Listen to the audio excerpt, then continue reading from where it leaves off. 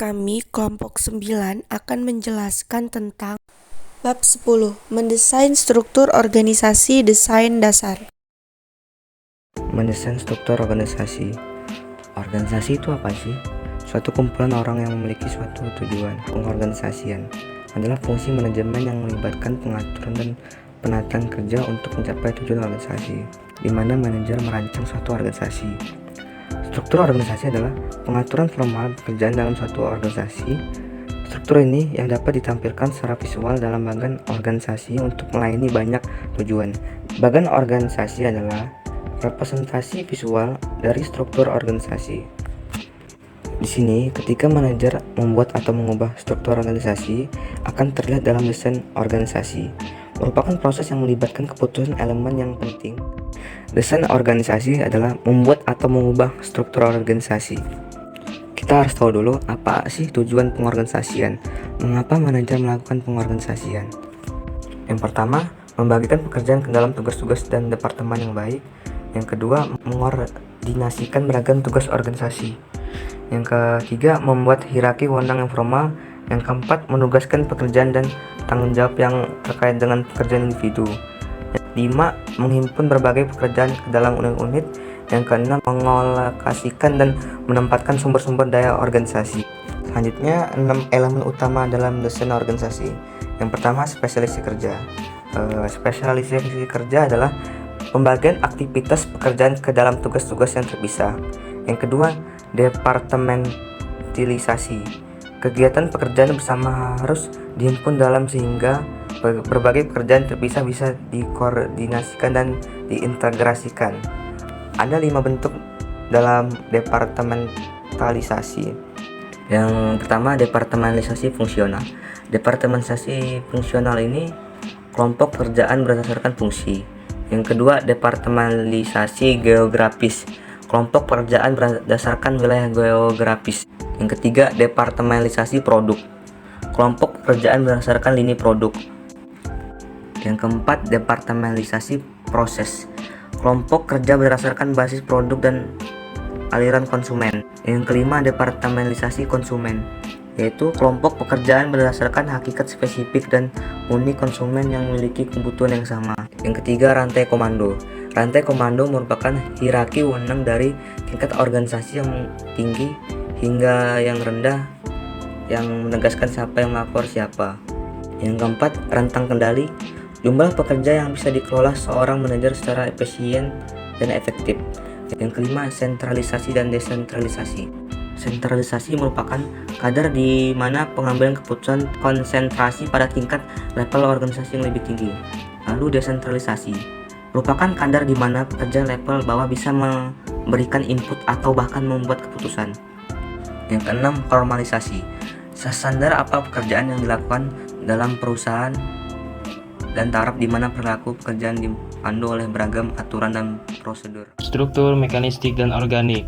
Organisasi yang sedang berjalan adalah hal yang penting. Desain organisasi dasar berkisar pada 2 bentuk organisasi seperti yang pertama, yaitu organisasi mekanistik, adalah hasil alami dari menyatukan ke-6 elemen dari struktur organisasi.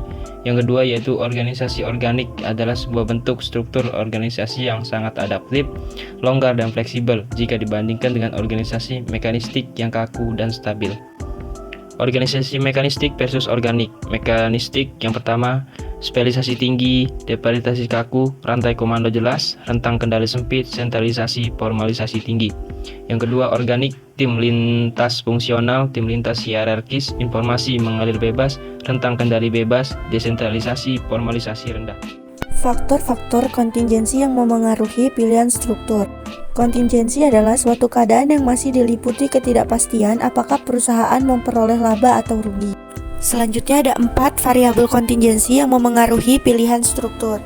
1. Strategi dan struktur, yaitu 2 hal yang berkaitan erat dan tujuan adalah bagian penting dari sebuah strategi. Oleh karena itu, struktur organisasi harus memfasilitasi pencapaian tujuan tersebut.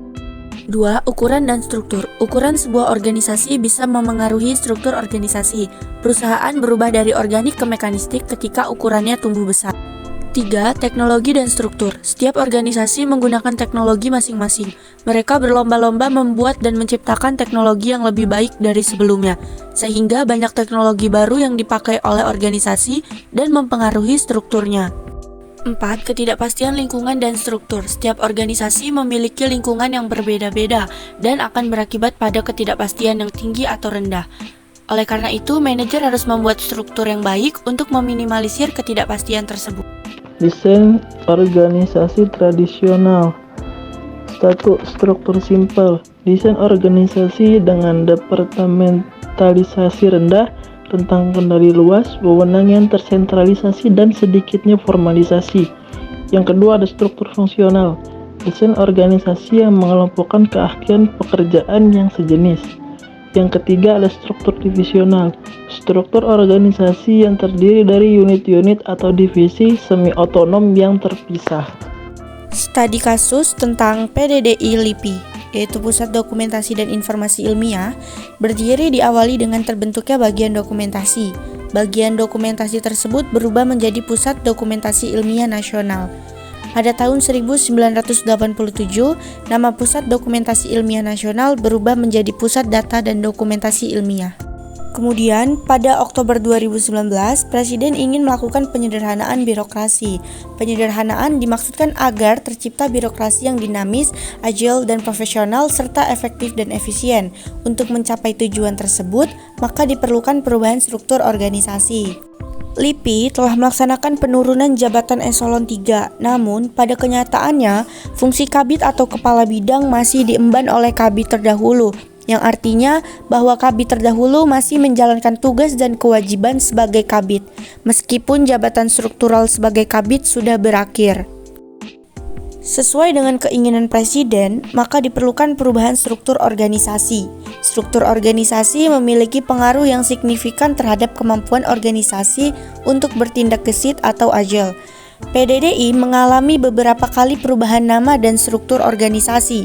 Awal didirikannya, PDDI bernama PDIN. PDIN berganti struktur pertama pada 1975. Kemudian pada tahun 1987, PDIN berganti nama menjadi PDDI dan secara otomatis mengganti struktur organisasinya. PDDI LIPI telah melakukan beberapa kali perubahan struktur dan reorganisasi, baik secara langsung maupun tidak langsung. Hal tersebut membuat PDDI memiliki beberapa kendala, misalnya ancaman berupa ketertinggalan skill yang dimiliki sumber daya manusia.